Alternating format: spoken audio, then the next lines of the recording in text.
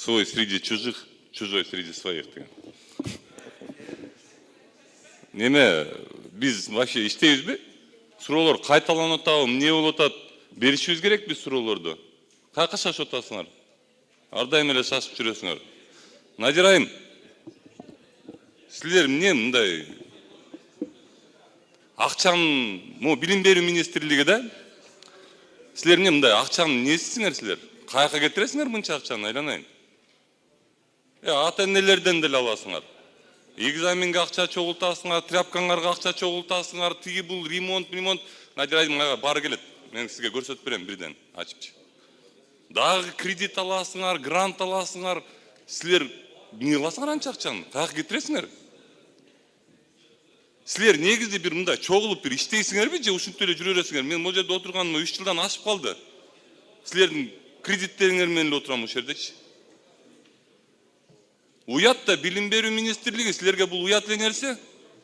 Мен медицина тармагына ушунча акча керек болуш мүмкүн, силерге кетип аткан акчачы, бирок силерге эмес.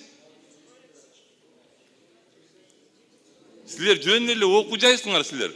Суроого жооп бербей эле болот. Силер жөн эле окуу жайсыңар, силер жөн эле балдарды окутасыңар. Силер алардын бөйрөктөрүн алмаштырбайсыңар, жүрөктөрүн алмаштырбайсыңар силер.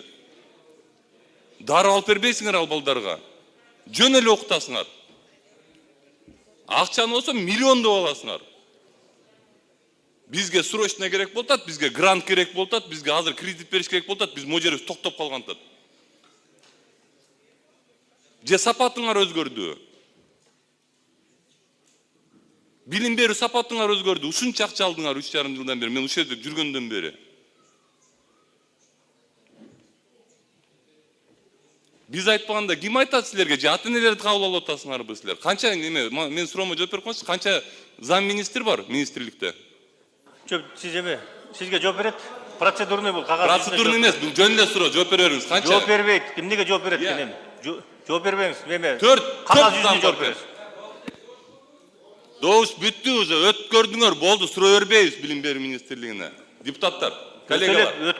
Өтө элек азыр биз деген. Мен суроо бербей элем, мен деген процедурный өзүмдүн сөзүмдү айтканга укугум бар, ошол укугум менен колдонуп атам. Эмне себептен айткан силер мага суроо бер дитпейсиңер ушундай? Ар дайым кыскартасыңар, азайтасыңар, кетиресиңер. Эптеп добуш бересиңер. А булар болсо миллиондорду жеп атат да, каяка кетип атканы белгисиз. Силерге ошол укук берилген, суроолорго кайталап бересиңер, кайталап бергиле. Каяка шашасыңар? Урматтуу Нурбек Өмүрбекович, сизге мен коллегалар деген сөзүм жакпай калды окшойт. Анан биз унчукпай эле отура берели. Биринчиден, экинчиден вице-спикерлер силер бир аз мындай биз силерди эмнеге шайлаганыбызды унутуп калдыңар окшойт. Ушу мен коллегалар деп койсом эле ушинтип чыга каласыңар ортогочу. Коллегалар деп сүйлөгүлө, могу жерде өкмөт келет дагы эмне гана сөздөрдү айтпайт бизге. Эмне ошондо сүйлөйсүңөр? Мен айтып атам. Мен жооп сураган жокмун. Мен процедурныйдамын. Эмнеге ошондо сүйлөйсүңөр? Анан туруп мындай актуальный нерсени айтыш керек да, эмне унчукпай эле отура берели ушул жерде.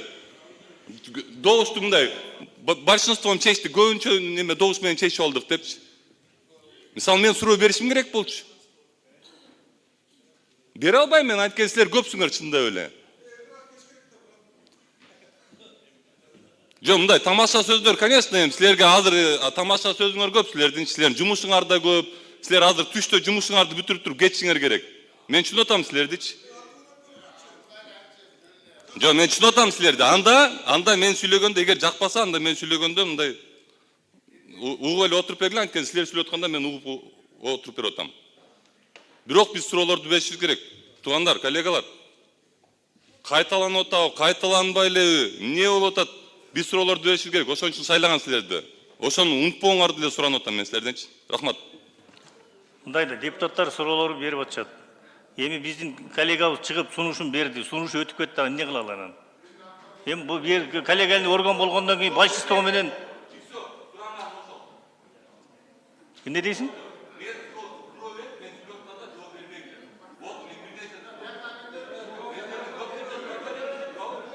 Азыр эме бүтүнчү сүйлөшөбүз азыр.